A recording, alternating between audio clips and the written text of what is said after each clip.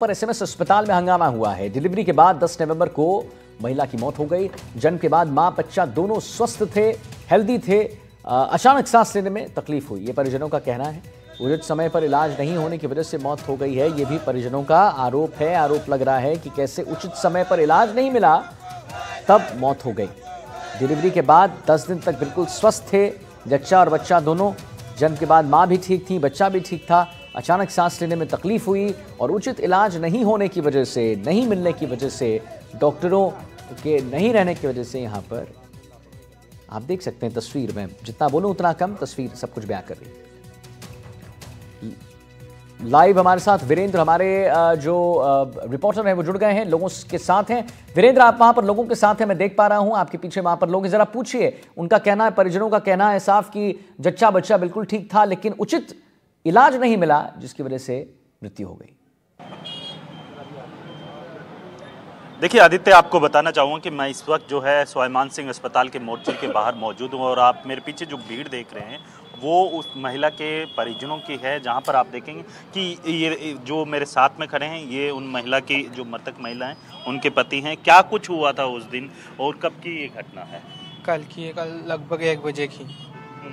उनको सांस लेने में दिक्कत हो रही तो हमने डॉक्टर को जाके बोला था। डॉक्टर से बोले देख रहे फिर भी नहीं देखने आए। फिर दोबारा गए तो फिर भी नहीं आए। फिर ज़्यादा दिक्कत हुई ना, तब देखने आए थे। फिर मेरी नानी जी गई, मेरी माँ से गई तो उनको ऐसे बोले भग जाओ यहाँ से। उनको भगा दिए। किसने कहा कि तुम जाओ? मेरी नानी को और मासी को भगा दिए, उन दोनों को, कि यहाँ से चले जाओ, हम देख लेंगे। फिर भी नहीं माने वो।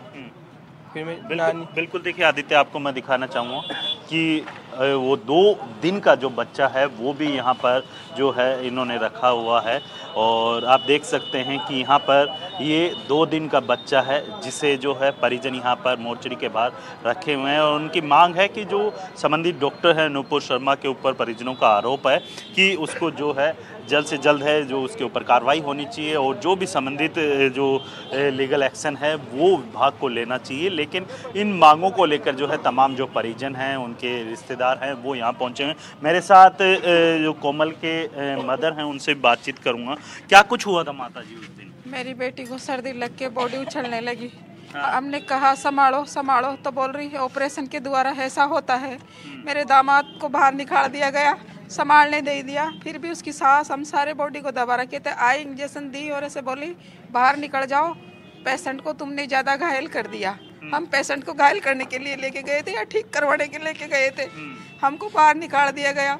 हम छुप छुप के दोनों सास जमाई उसको देखते रहे, उसको संभालते रहे।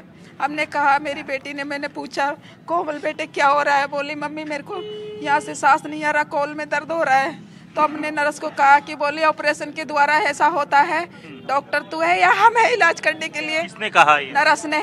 चाय नाश्ता करती रही, आई नहीं। फिर मेरी बेटी 10 बजे से तड़पती रही, वो आके नहीं संभाली। बोली ऑपरेशन के द्वारा ऐसा होता है। मेरी बेटी का पेट यूं यूं सांसें ले रहा था, यहाँ से गला यूं यूं हो रहा था। फिर हमने कहा हाथ जोड़ के आप एक बार देखो, संभालो। तो आपने नर्स को तो बताया लेकिन सीनियर डॉक्टर को भी कहा? मुझे नहीं मालूम, हम पहली बार जनाना में गए थे, कहाँ सीनियर बैठता है। हम तो नर्स के पास भाग भाग के जा रहे थे, डॉक्टर को बुला दे, डॉक्टर को बुला दे। बोल रही ऐसा कुछ नहीं हो रहा है, ठीक है ऐसा होता है ऑपरेशन के द्वारा। हमको सबको बाहर निकाल दिया। फिर बोली ज्यादा बकवास करोगी ना तो पेशेंट को तुमको बाहर फेंक दूंगी। फिर हमने सोचा अब ऐसे ये किसने बोला? जरा वीरेंद्र ये पूछिए किसने बोला? ये किसने बोला एग्जैक्टली? नाम अगर उनको पता हो, किसने बोला कि पेशेंट को बाहर फेंक दूंगी? ज्यादा अगर बोलोगे। नर्स का नाम पता है आपको? नहीं, क्या नाम था? नहीं, पतली सी है, लंबी सी है, पतली सी है, लंबी सी है। सुबह की ड्यूटी में आती है। रात वाली को तो जैसे हमने जैसे बोला संभाला, इंजेक्शन लगाया, लेकिन सुबह वाली ने बिल्कुल भी ध्यान नहीं दिया।